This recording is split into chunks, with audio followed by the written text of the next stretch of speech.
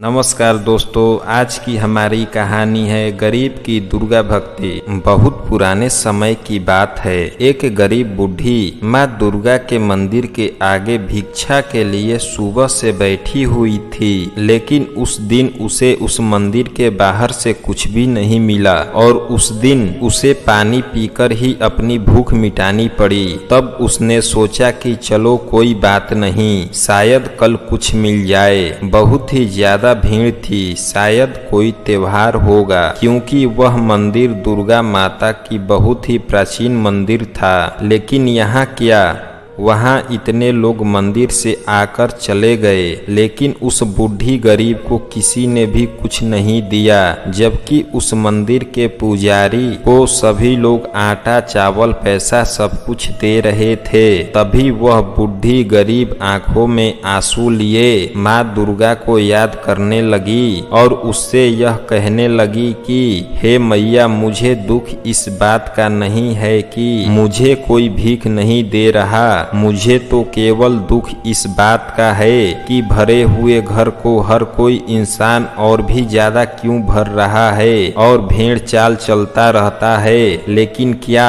किसी को भी हम जैसे भूखे और गरीब लोगों की खाली हाथ बिल्कुल भी नजर नहीं आते?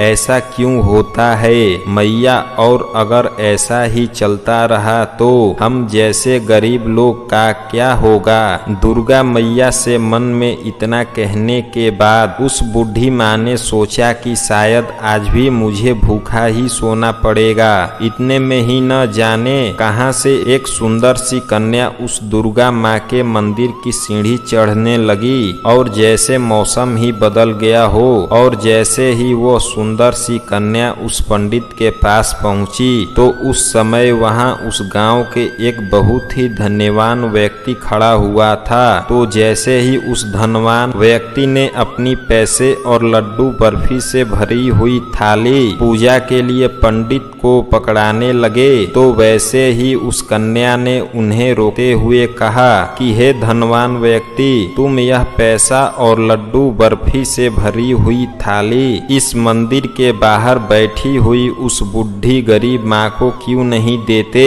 वह बेचारी कल से भूखी है और उसकी सहायता करना तुम्हारा कर्तव्य है, जबकि दुर्गा माँ ने तुम्हें तुम्हारे मेहनत का खूब धन दिया हुआ है।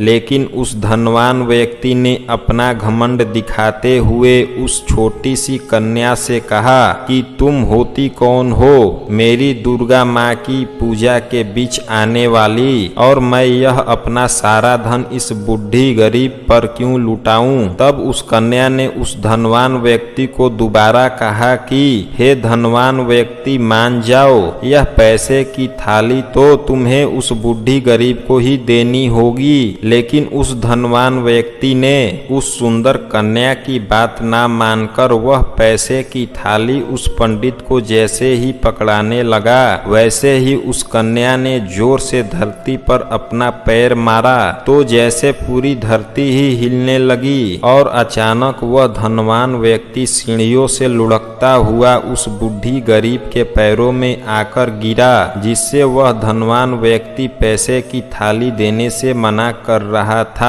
तभी वह धनवान व्यक्ति खड़ा होकर यह सोचने लगा कि यह कैसा चमत्कार था, मैं ऊपर से नीचे कैसे गिरा? और जब उसे ऊपर की तरफ देखा तो मंदिर के पास कोई भी नहीं था और वह कन्या भी वहां नहीं थी। तो उसने उस मंदिर के पंडित से पूछा कि पंडित जी, अभी अभी यहाँ पर एक सुंदर सी कन्या खड़ी थी जो मुझे मंदिर से प्रसाद न चढ़ाकर उस गरीब बूढ़ी को देने के लिए कह रही थी। तो उस पंडित ने बहुत ही अचंभित होते हुए उस धनवान आदमी से कहा कि नहीं नहीं, यहाँ तो कोई भी कन्या नहीं आई, और मैंने तो आपको भी यहाँ अभी ही आते देखा है। इतना सुनते ही उस धनवान आदमी की आंखों में दुख भरे आंसू आ जाते हैं और वह सब समझ जाता है कि वह कन्या कोई और नहीं बल्कि मेरी दुर्गा माँ ही थी।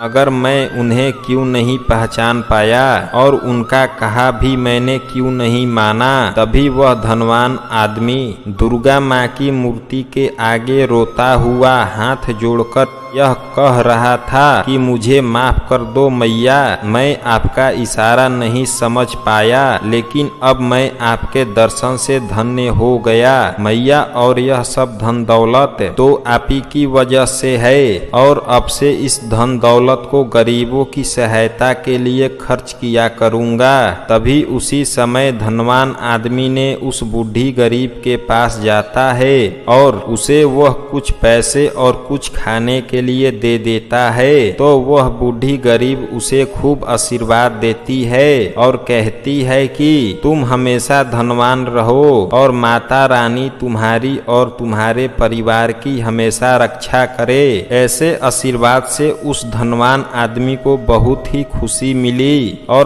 तभी से उस आदमी को कोई भी गरीब मिलता था तो वो उसकी सहायता जरूर करता था। तो दोस्तों, वो ईश्वर भी हमें यह कभी नहीं कहता कि मंदिर में आप दान दो, बल्कि आप किसी मंदिर की बजाय उन लोगों की ज्यादा सहायता करो जिन लोगों को वाकई में आपकी सहायता की जरूरत है। क्योंकि दोस्तों, ईश्वर ने तो हमें खाना पीना कपड़ा मकान सब दिया है, मगर क्या आपको कभी यह देखकर अच्छा लगेगा कि जब आपके ही सामने कोई गरीब सिर्फ 2 रोटी के लिए आंसू बहा रहा हो। इसलिए दोस्तों, हमेशा हम सभी को गरीबों की सहायता करते रहनी चाहिए। जय माता दी। वीडियो को अंत तक देखने के लिए धन्यवाद दोस्तों।